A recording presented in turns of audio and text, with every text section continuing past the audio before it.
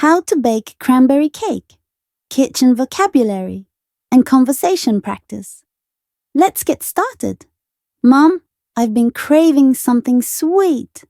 Can we bake a cake together today? Of course, how about the cranberry cake? It's easy to make, and the cranberries add a nice tangy flavor. That sounds delicious. What do we need to get started? Let's gather the ingredients first. Flour, sugar, butter, eggs, baking powder, milk, and fresh cranberries. We'll also need some tools like a mixing bowl, whisk, spatula, sieve, and a cake pan. I see. So the flour is for the base, and the cranberries are for the flavor. But what does the sieve do? Great question. The sieve helps sift the flour. Sifting removes any lumps and adds air, which makes the cake lighter and fluffier. Would you like to try sifting? Absolutely.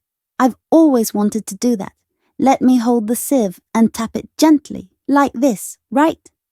Exactly. You're doing a great job.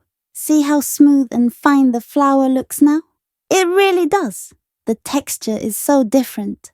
What's next after sifting? Now, we cream the butter and sugar together. This step makes the cake soft and moist. Use the whisk to mix until the butter turns light and fluffy. All right, I'll try. Oh wow, it's harder to whisk than I thought. My arm is getting a workout. It takes some effort, but the results are worth it. Once that's done, we'll add the eggs one at a time and whisk them in. Then we alternate, adding the flour and milk. Why do we need to alternate? Can't we just pour everything in at once? If we do that, the batter might become clumpy or too dense. Alternating keeps the batter smooth and helps it rise evenly in the oven. I see now. Baking is more scientific than I thought. Okay, I've added the milk and flour. The batter looks good to me. What's the next step? Now it's time to add the cranberries. But instead of stirring, we fold them in gently with the spatula.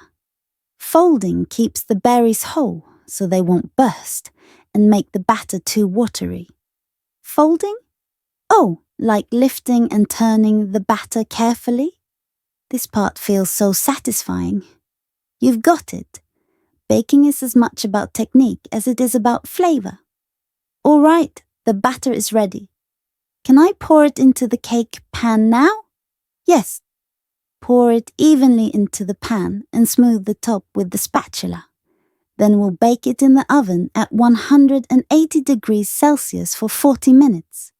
Wow, the kitchen already smells amazing. Is the cake done yet? Let's check by inserting a toothpick in the center. If it comes out clean, it's ready. And look, it's perfect. It looks so golden and pretty. I can't wait to try it, but do we need to do anything else? We'll let it cool on a wire rack first. That helps the cake set properly, so it won't crumble when we slice it. Got it! You know, I've learned so much today, like why we sift flour and fold the berries. Next time, can we try adding something like orange zest? That's a fantastic idea. Orange zest would give it a nice citrusy touch. I'm so glad you enjoyed baking. Now let's clean up the kitchen before we taste the cake. All right. But just so you know, I'm saving the biggest slice for myself.